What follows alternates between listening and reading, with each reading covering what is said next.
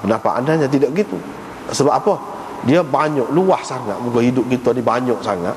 Jadi supaya juga bulan puasa tu ke syaitan-syaitan diikat. Semua syaitan kau. Semua syaitan kau kena berkah.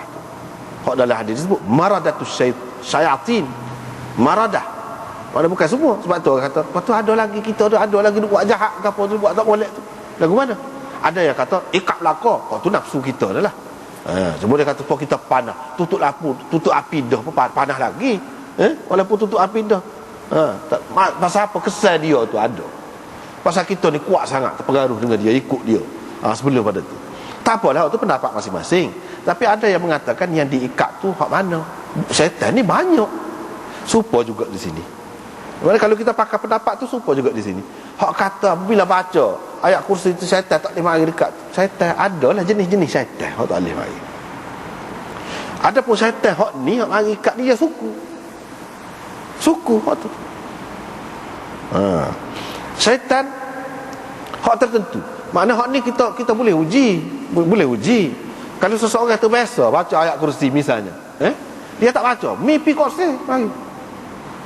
Mimpi ngarut kursi. Menakutkan, tapi kalau dia baca, tidak gitu.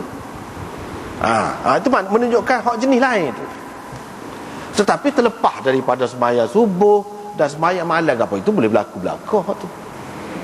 Boleh berlaku. Mimpi buruk kau tidak mimpi kau tu suku hak tu bab lain. Serupa juga dengan malaikat kan. Hak kata malaikat ni ada sama.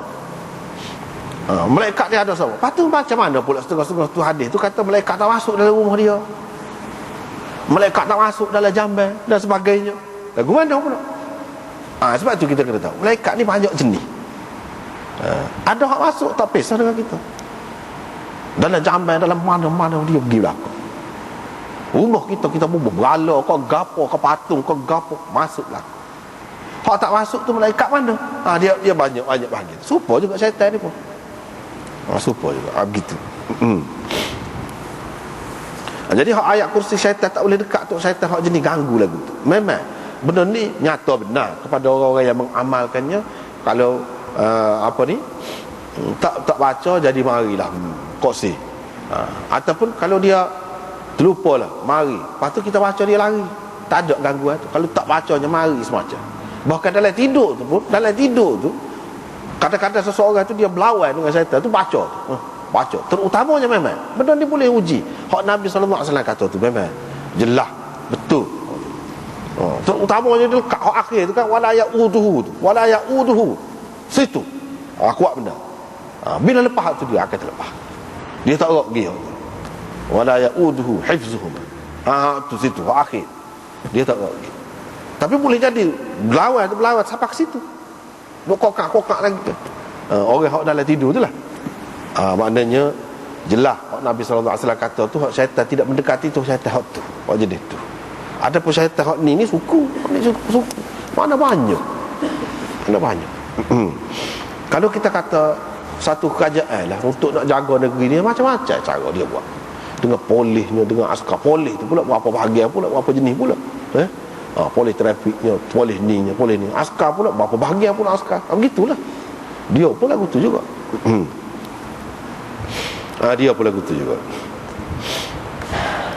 Kalau dia baca seperti tadi, fa asbaha nashitan lil ibadah tayyiban nafs.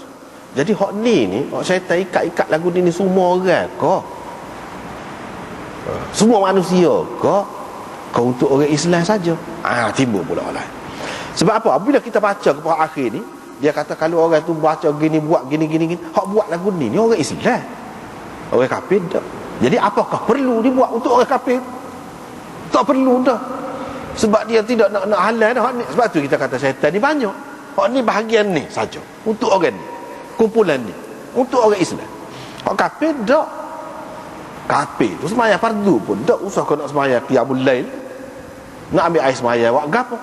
Nak zikir alhamdulillahillazi ahyana buat gapo? Dia memang tak ada semua. Bila tak ada tak perlu dah lah. Sebab ni dia nak pengaruhi kita ni supaya nak sihir orang hak supaya kita dah hak tak ada kena-mengena ni nak sihir buat ke dia. Hak sihir ni hak buat kena kau gapo hak berkenaan. Hak berkenaan, hak tidak berkenaan tu tak ada gapo.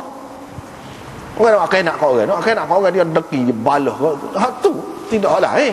Dia buat atas hak tu. Hak ni pun lagu tu. Sebab apa? Jelas dalam hadis ni disebut seseorang daripada kamu. Kamu tu mana orang Islam hak ikut Nabi. Lepas tu dia jadi cergah. Cergah apa? Suka hati tu pasal apa? Boleh semaya. Orang kafir tak ada kena mengena ni, sifat ni tak ada ni. Lepas tu apakah kita kata? Jadi malas. Tu orang kafir cergah gitu mau tu. Bangun pagi ke kerja, rajin tu tak ada malas pun. Sebab tu kita kata hak ni berkenaan dengan orang Islam, tak ada kena mengena dengan hak kafir tu. Hak kafir tu pokok dia dah. Dia akan cergah lah muka hak dia kena sesuai dengan nafsu dia. Tetapi kita orang Islam ni tidak. Hak duduk jaga sembahyang malam. Kalau tak ada sembahyang, jadi rasa duka cita, sedih. Rasa tak suka. Supa juga kalau orang Islam hak tidak sembahyang malam pun kita kata. Tidak qiyamul lail, sembahyang subuh, tinggal sembahyang subuh, dia akan berasa sedih. Dia akan berasa tidak suka. Hak ni orang yang ada nilai bagi dia sembahyang. Hak tak ada nilai langsung, tak ada sembahyang tu, tak ada berasa gapo dia. Gitulah. Mana ni syaitan untuk orang mukmin, orang yang sembahyang. Kepada orang yang sembahyang tak ada. Maknanya orang ni kau molek, kau juru dia, kau banyak syaitan macam-macam cara. Mari nak ganggu dia, nak merosakkan dia tu macam-macam cara. Kalau seseorang tu dia boleh berjaya mati dalam keadaan baik, maknanya orang tu kuat sungguh. Sebab apa? Syaitan bukan dari satu sudut saja mari ganggu dia, mari kacau dia macam-macam cara. Selagi hidup tak padan dengan rupa dia tu, dengan cara dia tu, dia guna manusia pergi cocok orang lain, manusia lain. Tak padan dengan dalam rupa dia, hak asal dia mari ikut lain macam-macam, dalam bentuk harta benda, dalam bentuk anak pinak, dalam bentuk isteri, macam-macam. Dia boleh masuk belakang. Boleh masuk belakang.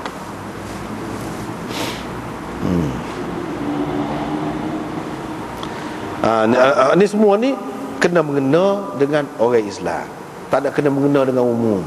Sebab tu kita tak boleh kata tu orang kafir tu cergah tu dia tak sembahyang pun dia cergah sepatutnya tu, rajin tu buat kerja tu.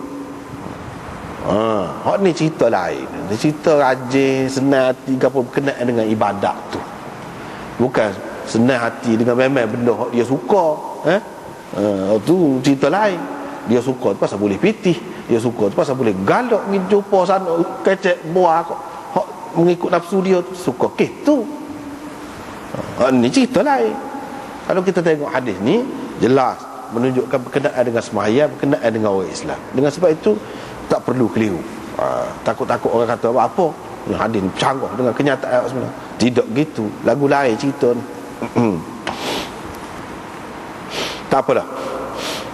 Riwayat daripada Aisyah kata jangan tinggal qiyamul lail, walaupun tidak fardu, tidak wajib ke atas kita. Kerana Rasulullah sallallahu alaihi wasallam tak tinggal. Rasulullah sallallahu alaihi wasallam tak tinggal. Jadi dia tukar ikutan kita. Tentulah hak dia tak tinggal tu baik untuk kita. Dia pun menganjurkan, bukan dia larang. Dia pun menganjurkan, makna benda tu molek.